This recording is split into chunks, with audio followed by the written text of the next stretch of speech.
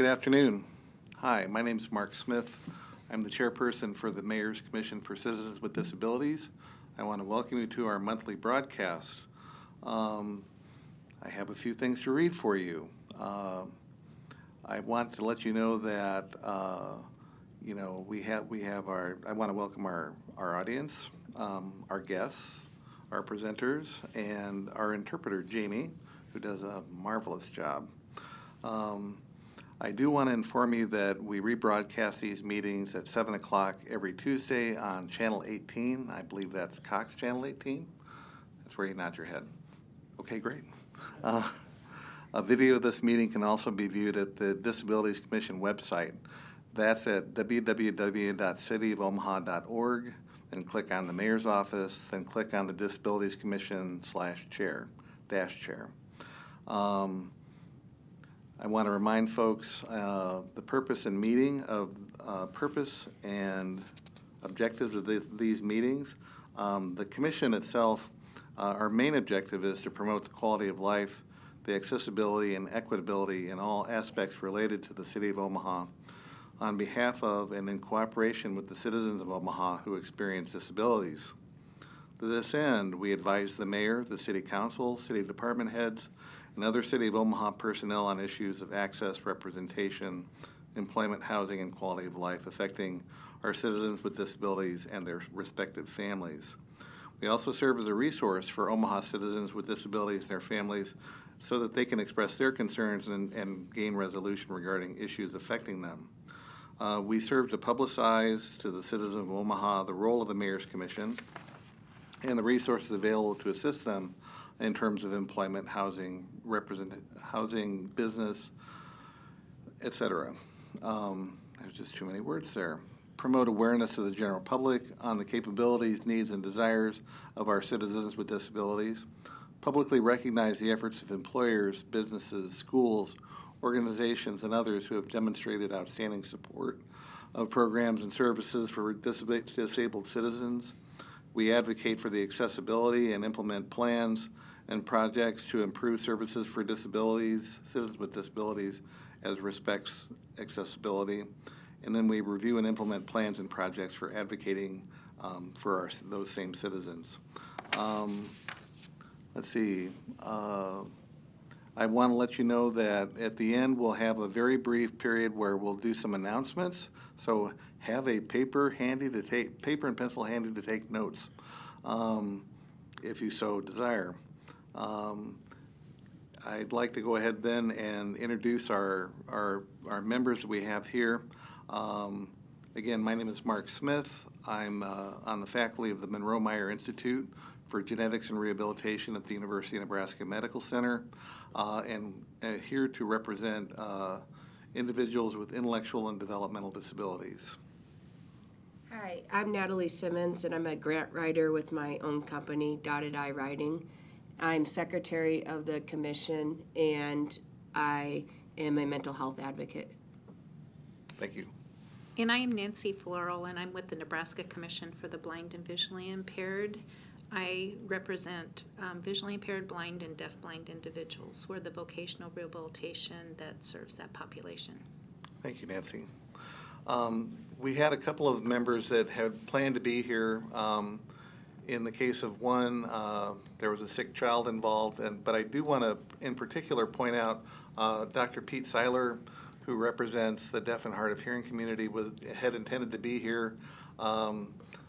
Had a flat tire. I think he's had a little car damage. And the reason I bring that up is that this was Pete's last meeting. He's going to be resigning from the commission, and we'll miss his thoughtful advocacy on behalf of the community he has represented so well. As such, we will miss Pete, and we thank him for his service. And I think everybody is kind of on that same page with me. If you disagree, you can say so, but yes. Yeah. I do want to say that as such, we did not have a quorum available, so the only actual business that we needed a quorum for was to approve our minutes from last month's meeting. We'll defer that activity until next month. I did have a chance to review the minutes. They're out, so they'll be available to the commissioners to take a look at before our next discussion. I already did that. Okay, so and this is only my second meeting, so if I look a little hesitant and hem and haw, it's because I'm getting into my rhythm here. So in any case, I want to introduce our presenter, Laura Young from the League of Human Dignity. She is the director of, I guess, the Omaha area league, although the league is a program that covers quite a bit of the state of Nebraska and part of Iowa as well. It's a Center for Independent Living, which has a set of services that Laura is going to speak to, and we might have a few questions for her after that, but I'll hand it over to Laura. Thank you. Good afternoon, everybody. Thank you for being here. I appreciate the opportunity to talk about the League. I joined the League family just about 8 months ago and moved to Omaha for this position, and I can't tell you how happy I am to be here. I continue to learn a lot. I learn a lot about Omaha and the surrounding area. So, the League began in 1971 in Lincoln, and it grew out of an ad in the newspaper looking for people with disabilities to connect and figure out how to live independently. That started very grassroots, very basic, and we were one of the first centers for independent living in the United States, happened in Nebraska, which I really think is pretty exciting that we were able to be on a cutting edge of that. So you fast forward all those years to now, the League covers 5 different areas. We have 3 separate independent living centers in Nebraska, Lincoln, Omaha, and Norfolk, and we also have one over in Council Bluffs. And I am privileged to be responsible for the one in Council Bluffs as well. So I get to spend some time over there, and the 2 programs are very similar, but there's just a few differences in how we work. So getting to learn that system has been exciting for me. What we all do is, obviously the center is a nonprofit organization. It's consumer controlled and consumer driven. It's very much community based in what we do. And our key mission is to promote an independent lifestyle for people with disabilities. We really believe and live the philosophy of least restrictive, be independent, find the services, find the supports that individuals need to stay at home, or, to find, an adaptive apartment, whatever they need so that they can become and remain independent, is one of the things that we do. One of the great things that I like about this agency is we not only talk the talk, we walk the talk. As an agency, because we also do Medicaid waiver, which I will talk about, totally more than 50% of our staff have a disability. Those that work with the Center for Independent Living, just the IL side, 90% have a disability. So we are able to employ individuals that have a disability, and I think that makes for a much better connection when we're working with people with disabilities. And I'm really proud that our organization does that, makes a concentrated effort to do that, is to have all those supports in place to employ individuals with disabilities, which is exciting for me. On our independent living side, which is what I want to talk about first, we have, in Omaha right now, there's a staff of 2 and then myself, and we probably average 2 to 220 phone calls a month just for people with questions, just for information and referral. I'm looking to do this, how do I do this? And we assist them with all kinds of information. So we really need to stay up on all the agencies, all the referral agencies in the city of Omaha, and as well as those that are, in the Douglas and Sarpy County area. from that, right now, I think we have about 40 open cases with the independent living side, which means we are actively supporting 40 individuals this month in helping them complete goals and objectives to remain independent. And it can be things like helping somebody follow up with disability and finding a disability attorney to help them with those issues. It can be self-advocacy. We're working with a consumer now who has for years lived with their parents, and it's time to come out on my own. And helping, people to find an appropriate place to live, an affordable place to live, working on a budget. What does it take to be independent? And what are the steps we need to be independent? So we do the whole gamut with our individuals. In the summertime, we usually have a Living Well with the Disabilities class where we try to reach people high school age that are learning how to navigate the world after high school and living well, and sometimes accepting the fact that I might have a disability and navigating that. So we're really looking forward to doing that again this year. We also work with peer support and have peer support groups for people to get together, and really it's very much self-directed in the fact that people can talk about the concerns they have, talk about the issues, and collectively as a group figure out how to make it work. And if we need to step in, we obviously can do that, but it's great when it becomes pretty much self-directive and we just offer a place to have the peer support, or have a staff there to, we can help you, yes, we have these answers.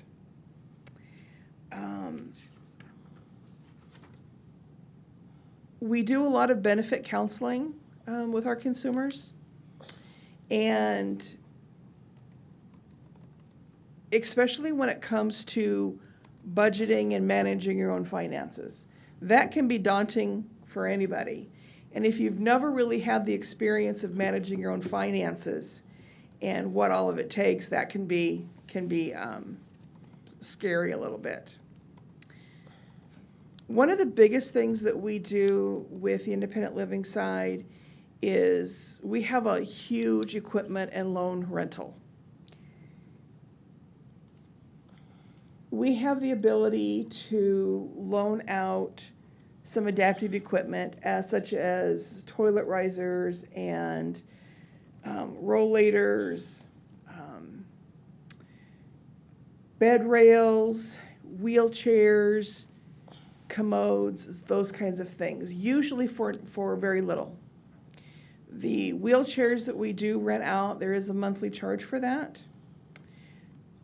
It's affordable, which we're really happy. We do take donations for those kinds of things. And that seems to get a lot of our people in the door. Recently, we had a family that was in the Omaha area, and they were just here for some medical reasons. They were going to be in a hotel for 3 weeks, and they needed some adaptive equipment. And so, honestly, we were great. Instead of them having to go out and buy all new, they were able to come to us. We were able to rent it out, $5, and they were set in the hotel as long as they needed to be there, for their medical things. So those are some of the things that we can do with the independent living side of the league. We also have the contract to support those individuals that apply and are able to receive Medicaid waiver. That's kind of the larger side of what we do. And we're supporting right now about 550 individuals through the Medicaid waiver program in the Omaha area.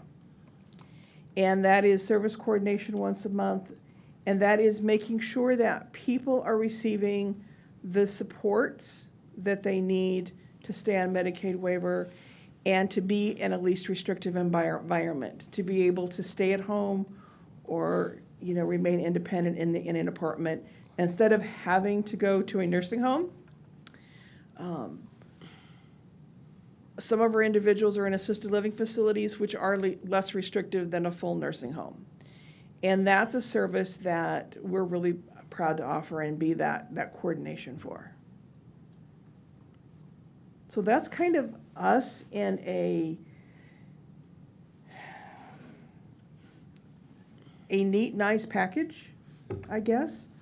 I would, answer questions that you may have. Sure. I- Thank you, Laura. I know that you had mentioned that you have 2 staff and yourself.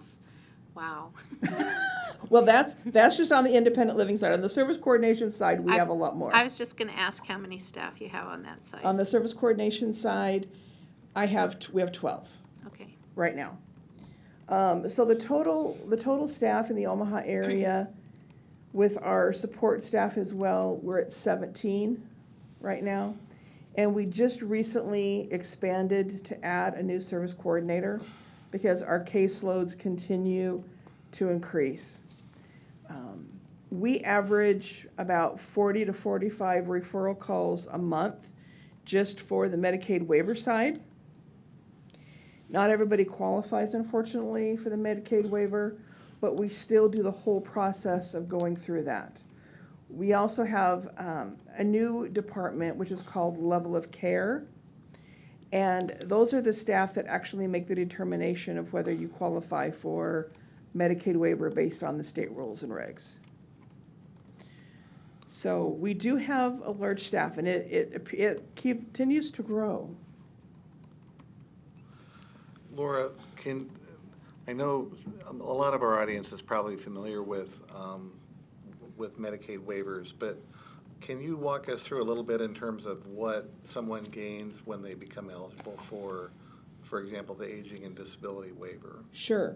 When somebody is able to qualify for a waiver, the first thing is you already have had to have been approved for Medicaid.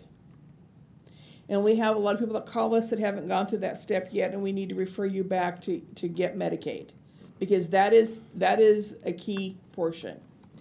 And as you call and do a referral, we're going to talk to you about your daily living skills, the things that you're able to do and the things that you're not able to do. So let's say that I've recently become disabled and I'm not able to 100% bathe myself. We're going to talk about the helps you need and the supports you need for doing that. And if you qualify, then we're going to be able to provide you with some chore services. So you're going to be able to choose a provider that you like. We have a huge list of providers, and that will come into your home and help you do a lot of the daily living skills you do. Let's say you want a family relative maybe to provide those chores for you. We will help that family member become an approved provider.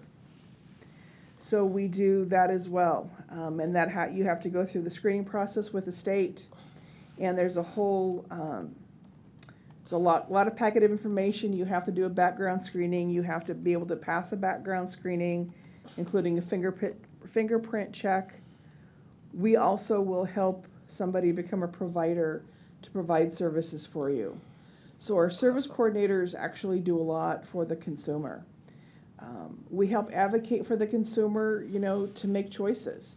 Let's say you hired somebody and you're not happy with their services, you do not have to keep them. And if you need support, because sometimes it's not the easiest thing in the world to tell somebody you don't want their help anymore, our service coordinators or our independent living staff can assist you in letting somebody go and finding the right fit for you.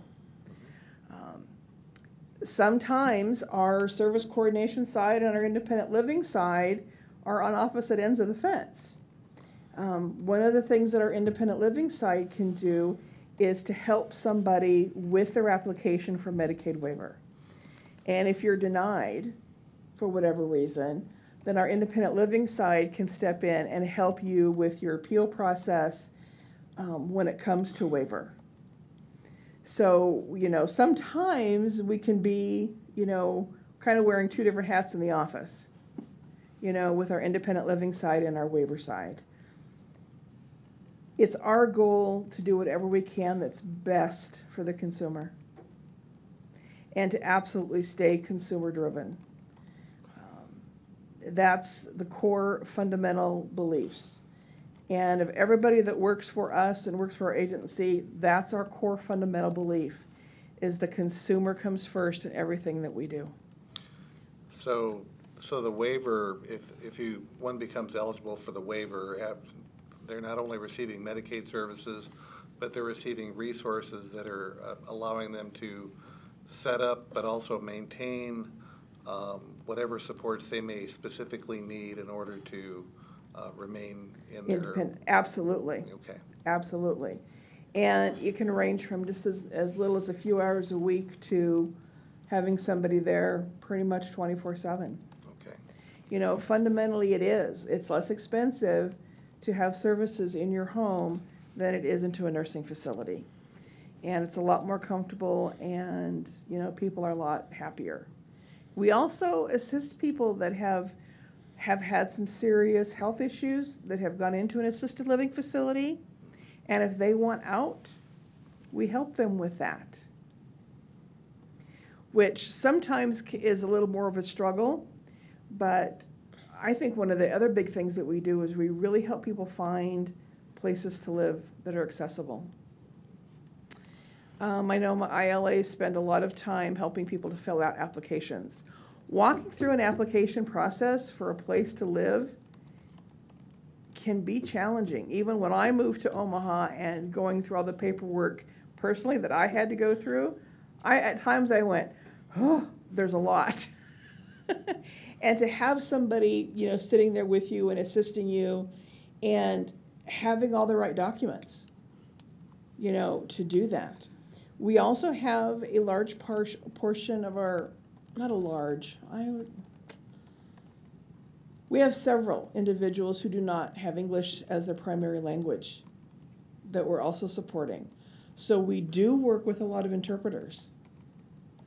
And that kind of brings a whole new level in, is being aware of cultural differences, as compared to, our cultural, our beliefs, those kinds of things. And we do spend a lot of time working with some, we have some great interpreters that we work with as well. Outstanding. I was going to ask you, you were talking about you can provide a list of, possible providers that a person could hire. Do you have any classes that teach people how to hire and advocate for themselves in the hiring process? Not specifically, no, but that's not a bad idea. I know that we do a lot of that individually, but as far as a huge class, we don't necessarily have a class on that, but we do it a lot individually, one-on-one. Because there's a lot because you're essentially kind of a boss. You're really absolutely kind of monitoring their time and that. So to help people kind of gain confidence and to make sure that they're doing the process correctly. Right.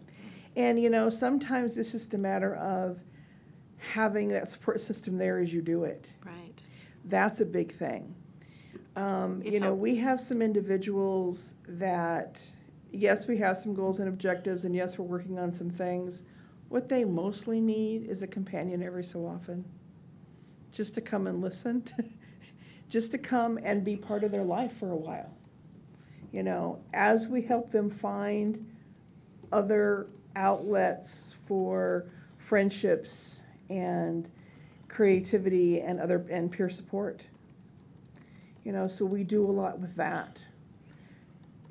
And so what a great segue. So with regard to the peer support and the peer counseling, do you have regular meetings?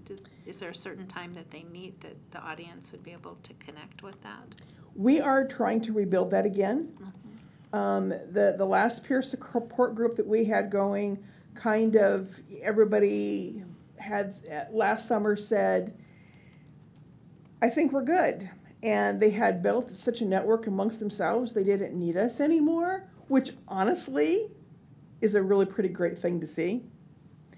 And so we are in the process of starting that up again. Okay. And we have done a lot of, we're getting back out to do a lot of marketing and outreach. So we've been to a lot of fairs with the school systems, and hopefully we're going to be building a new one this summer. So if anybody is interested in being part of that, you can call us at 402-595-1256 is our phone number. You can find us online at the leagueofhumandignity.com. You can send me an email, which is info at leagueofhumandignity.com. That's our general email. And we can get you connected. We have about, I'm going to say 10 people so far on a list that is looking to start getting something going again this summer. So that's kind of what we're gearing up for. I've got a couple new staff, well, the 2 new staff, they're just finishing up some training, specialized training, and getting it going again. But I was pretty excited to find out that our last group, they've kind of gone off on their own. Mm-hmm. And that, honestly, that is the goal. That is the goal, is to keep people as independently as possible. And if they don't need us anymore, to me, that's a win-win. We're always going to be here if they need to come back. But it's a win-win for them to go out and handle things without us. Great.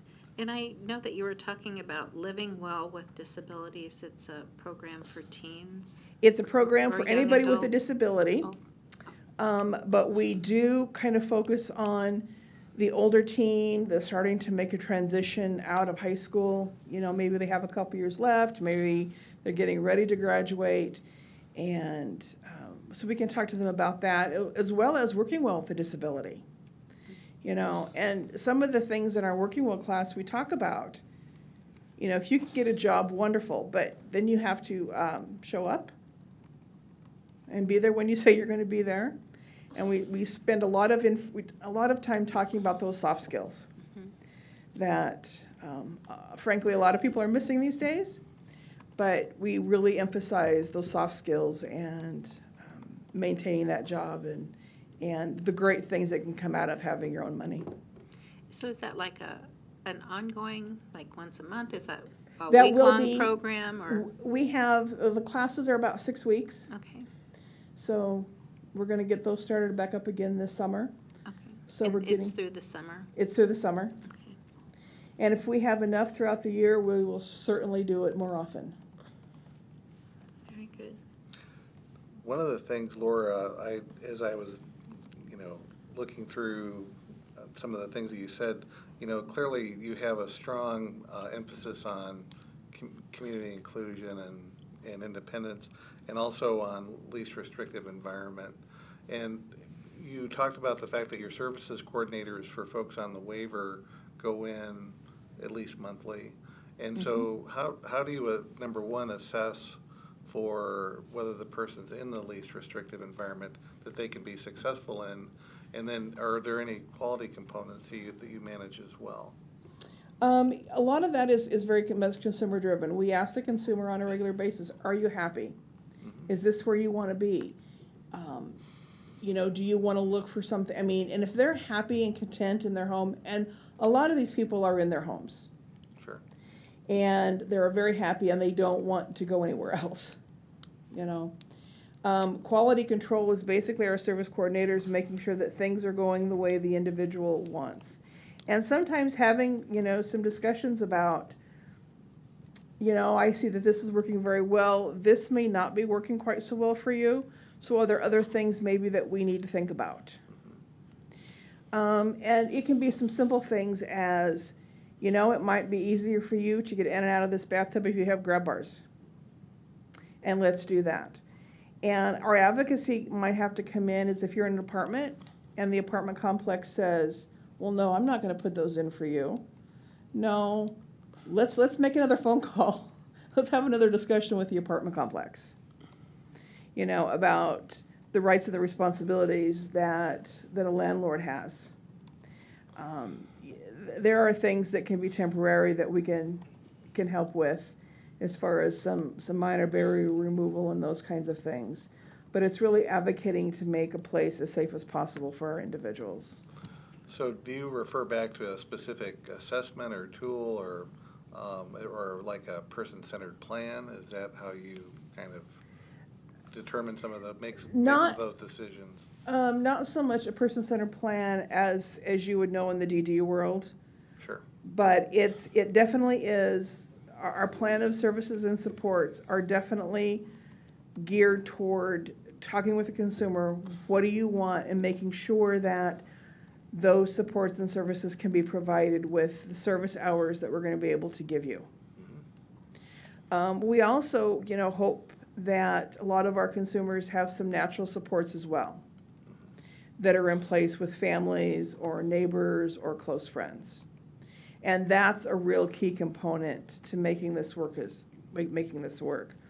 We have several individuals that, have absolutely no natural supports, and they're going to receive more paid support than those that have, honestly, some natural supports.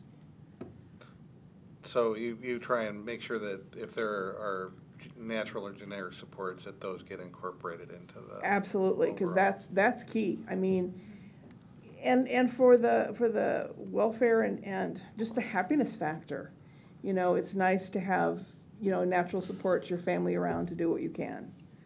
As an example, I'm a caregiver for my father who lives with me. And, I think it would be a lot different if he didn't have me around. I don't think he would be as happy, And I think family, for the most part, is very important. Is very important to, I know my family is very important to me. I can't imagine not having connections with my family. So I think, I don't know why it would be, a whole lot different for most people. So I think family interaction is very key. I agree. As you were explaining that, you did touch on the barrier removal program. Do you want to just touch ever briefly what might be possible? Might be possible today? Yeah. The barrier removal program is, unfortunately, right now for us is in flux. We are really struggling to maintain staff. So I'll just put this out. If anybody has any experience in housing design and has some experience with AutoCAD, let me know, because we really are looking for a new barrier removal person that will cover not only Omaha, but Lincoln and Council Bluffs. But in the past, we have been successful in remodeling some bathrooms and some porches and putting in some lifts to help people become more independent and being able to get in and out of their homes and make it more accessible that way. That is something that I would, when we ever get to a point where I can say we are fully staffed and we are moving and we are rocking, that will be a happy day for me. You talked about the areas that the league's located in Nebraska and Iowa. Are there other centers in the state that provide similar services just in other areas of the state? There is another center for independent living in the western part of Nebraska. But in Nebraska, the league is the largest. Sure. And there are 5 others in Iowa. Okay. That do the same thing. Our Iowa office covers 8 counties in southwest Iowa. So we do a lot over there. In Omaha, it's Douglas and Sarpy County. So for those of you that aren't necessarily in the city of Omaha, if you're listening, hopefully you are from one of the neighboring counties, you can reach out to us as well. Very good. But the league, as far as waiver, covers the entire state, 18 and older. Yeah, that was actually just answered my question. I was going to ask kind of the ages of folks that you typically serve, but it sounds like you're focused on adult adults. Years. Okay. Yes, on adults. Child waiver is a whole another thing altogether, and so we do get people that are leaving childhood and coming to adult that we serve as well. So it's 18 and up. You provide some support to transition. Transition, absolutely. Oh, great. I think also another unique thing about the league is that I think each of us on the board have maybe a specialty or a population that we serve, but the league really serves any We person serve any with a disability. disability. Absolutely. Whether it's hearing impairment, vision, Absolutely. mental health. Absolutely. We serve, we support everybody and, are also here to support, if they need access to one of your organizations, we can help them with that as well. Because it's amazing the phone calls that we get that people don't understand that there are other supports out there and how to find them. And so we have lots of lists, and we're in the process of updating and making sure that all of our lists are accurate, and so that we can refer people all over. That, to me, that's vital. One of the key lists that we just finished was an advocacy list of disability attorneys in Omaha, which really seems, it may seem simple, but it's not that easy to necessarily find those and attorneys that are taking on individuals and new clients. So we've just finished that process of updating that list. Is that all on the website? It is not. Okay. Our website is honestly just very basic, and you'll need to call our office, and we can email that, we can mail it. Okay. Okay? You'll have to call our office. And again, I'll just say the number. It's 402-595-1256. And I do have another question. You mentioned benefits counseling, and so maybe some of the listeners don't know what benefits counseling is, and maybe you could touch on what that is and how that might help somebody and to what extent you do that counseling. We can help and support people if they are trying to navigate the world of Social Security. Because we just recently did that. We met somebody at the Social Security office and helped that individual with all the paperwork, helped to describe what all is needed in getting benefits and just taking a lot of the anxiety off the person, because we're there basically holding your hand. So we can do that. We can help interpret the letters that come in. We have several individuals that we do once a month. We sit with them and go through their mail and help them pay bills and balance a checkbook. And maybe that's the only skill I need to stay independent. We can assist you in doing that. And most of the time, there's no charge for us to do that. Okay.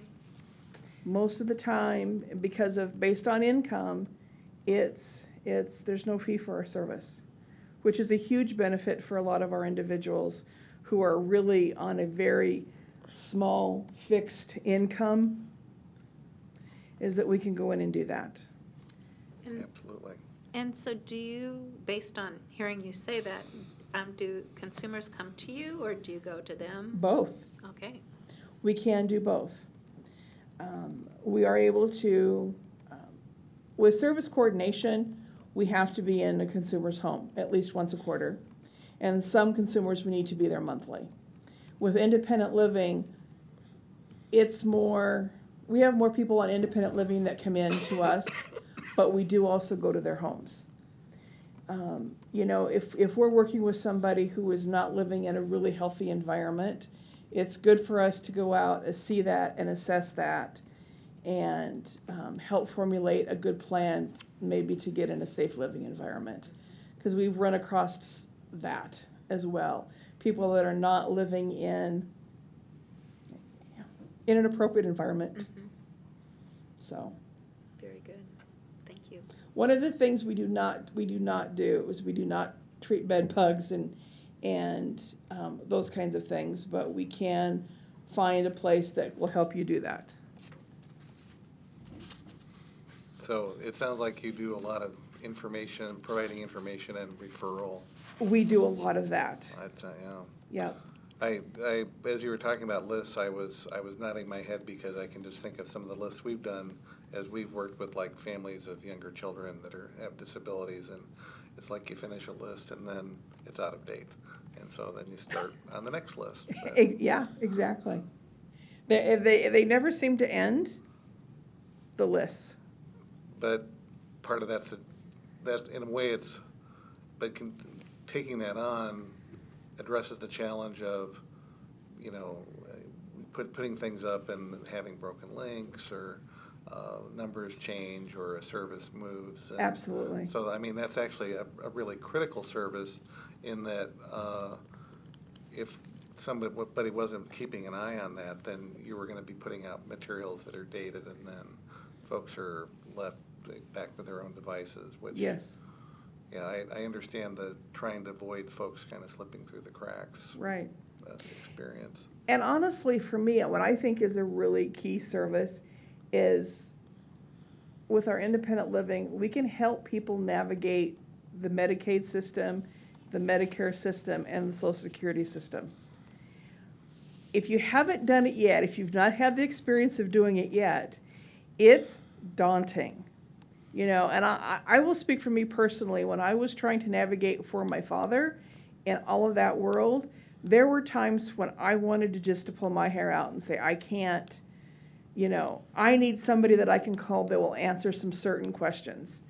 We can help you with that. We can find the people. We can get you the right numbers to call to get those people to find out how you answer those certain questions. It's a lot, and it is, and anymore, you have to do it online. So if our consumers don't necessarily have access to a computer, they come to our office, we can do it with them, for them. Because Awesome. everything is online, or we can meet you at a library to be able to do it online, because that, anymore, it's all electronic. And, you know, that social security system's so cumbersome and that, It but is. there's so many wonderful new incentives that are encouraging people to try work.